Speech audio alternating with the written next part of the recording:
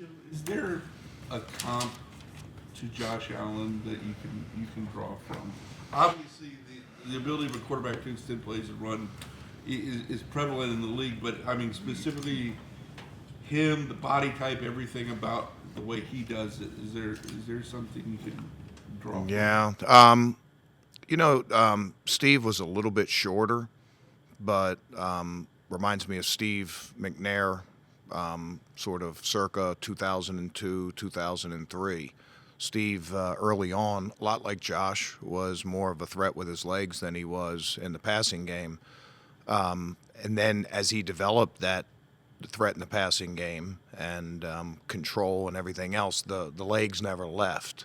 And Steve ran like a fullback. Josh Allen runs like a fullback. There's no, trying to grab grass and get away from stuff. He's trying to score. He's trying to run people over. But he's bigger than Steve was. To our players, he starts scrambling. It's a lot like trying to tackle Derrick Henry, because there's not a whole lot of difference in the size of those two guys. Great quarterback. He's developed every year. He's MVP for a reason. We got a work cut out for us, not just in the passing game, but also the way he uses his legs to scramble, to buy time, to create in the passing game, but also to run for yardage. 31 points in the last two games. What's the state of things, you think, defensively, globally? Yeah, I think the biggest thing there, Tony, is we have to control the game by stopping the run. And we didn't do that against the Titans, mainly because we gave up two impact runs. Both of them were touchdowns. One, 65 yards. The other one, 33 or whatever it was. And then this last week, it was the same thing. We didn't give up the big run. There was a 17-yard scramble, and we gave up the 14-yarder where we missed a tackle.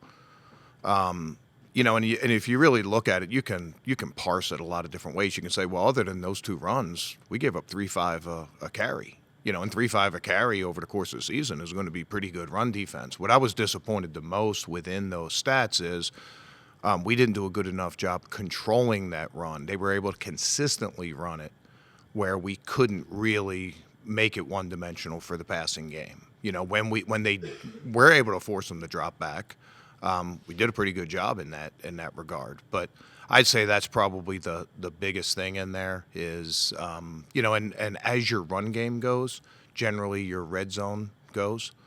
And, we have as big a challenge as we've had the whole season with the run game of Buffalo. Not just with James Cook, who's an outstanding running back that can threaten all 53 and a third of the field, and he can run with power between the tackles, but you also have to include the quarterback's legs. He's rushed for 500 and some yards also. So 1,400, 2,000 yards between the two of them. If we allow Buffalo to control the game in the run game by consistently getting yards, and like I said, like that 3.5, you could probably spin that as, boy, that was 3.5 is good run defense, but the consistency of getting 3 and 4 and 5. We had a couple streaks against Chicago where we lost like 4 snaps in a row, 5 snaps in a row, and on those 80-yard touchdown runs. And if you allow a team to run the ball that way, then they're going to be able to control the game. So I'd probably say that's probably the biggest thing for us. Is there a reason, Jim, that it's when defense has not been as, I heard what you just said, but it was really good the first 10, 12 weeks of the season. Is it because of injuries or what? No, everybody's got injuries. We don't look at that. Anybody that's on the field, we expect to do their job and be able to play. I think probably the biggest thing, like I said, has been the last couple of weeks has been run game. We held San Fran in pretty good check, Christian McCaffrey. Then we gave up a couple big plays against the Titans, and then last week it wasn't the big plays. It was more the consistency of the run game, and we need to be able to shed blocks a little bit better. We didn't tackle very well in Chicago game, particularly out on the perimeter, and we paid the price for it. So when it's all said and done, defenses are judged by your ability to tackle, your ability to stop drives. and a big part of that is stopping the run. So great challenge this week with Buffalo. They're the best run offense in the NFL. So if we don't get it corrected, we won't stand a chance in this game. Not everybody's got injuries, and you have to play through them. But how much did you miss Denzel? And yesterday, he sounded like he said the plan was to play this week. What difference could he make if you did work on it? Well, he's one of the best corners in the NFL. So, certainly, having a guy like out there not only helps in the pass game, but also can affect the run game just because of his ability to cover allows you to devote more resources to the run, right? But, guys that can't play, I mean, that's part of the business. And, the other guys have to step up. We have to come up with a good plan for them. I think we also we see how valuable Malik was to the middle of our defense, penetrating, rushing the passer, tackles for losses, those kind of things. And we need some other guys. We've had a couple injuries there. Aiden's been out for a little while, and a bunch of different stuff there. And Mason's been sort of banged up a little bit, but he's been soldiering through. But we need to replace that production also. Myles, Garrett, the fact that you guys, whenever we talk to defensive guys, they're all excited to rally around him and help him try to get this record and all that. The fact that he is getting so close to it, does that kind of add some excitement to your unit and give you guys something to rally around and play for? I mean, as soon as he was within 5, we all thought he could do it in that game. I mean, because he's done that before. So, that just is what it is. But I'd say this, and this goes back to the theme that Jeff and Tony were talking about. Like, nobody ever sacked a run play, and you can get tackles for losses, and they can affect the game the same way. A sack for 4, a tackle for loss for 4, 2nd and 14, good. But like if we don't consistently stop the run game, if we don't throw teams into 2nd and long situations and 3rd and long situations, it makes it hard to rush the passer. So we have to do our part in there.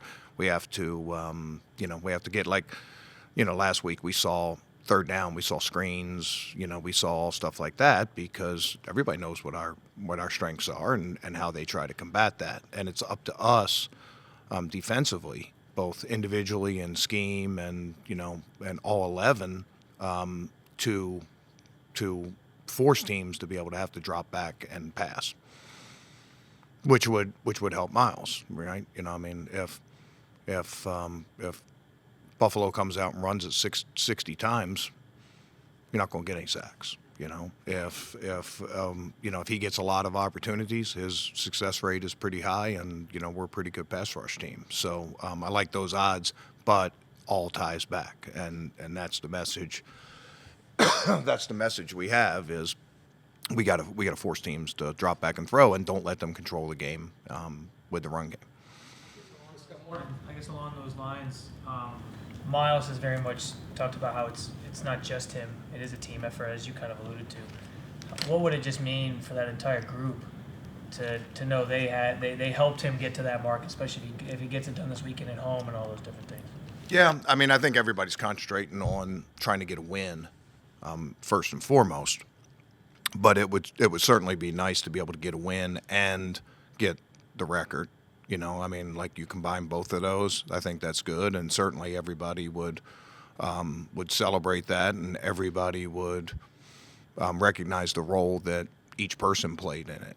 Not just on defense, but the offensive scout team and all the different layers that go into it. But we'll celebrate that when it happens. But the main focus this week is trying to come out with a win and trying to take away the strength of their offense, which is running the ball and Josh Allen scrambles. Said a lot about Carson already this season, obviously, but as the season has gone on and he's continued to perform, have you seen these opposing offenses and coordinators do more to try to neutralize him or avoid him or anything like that? Yeah, he's still productive. I mean, the middle linebacker is right in the middle of everything. So, it's not like a corner where you can throw away from him or a pass rusher that you can run away from, or you can chip to and stuff like that. It makes it a lot harder because he's right in the middle of the defense. He's played outstanding for us, and I'd also mention, you guys see the injury report every week. He has a lot of times on Wednesdays and Thursdays that he's not practicing very much. He has really impressed me with his toughness and his ability to play through some injuries and some pain. That shows a lot of grit. That shows a lot of toughness, and not only do the coaches appreciate that, but his teammates appreciate that also. So coming back in a couple weeks from a high ankle, it wasn't like it was magically healed in 2 weeks. He had to really push through that, and I've been really proud of him, and I know his teammates are too. They respect that.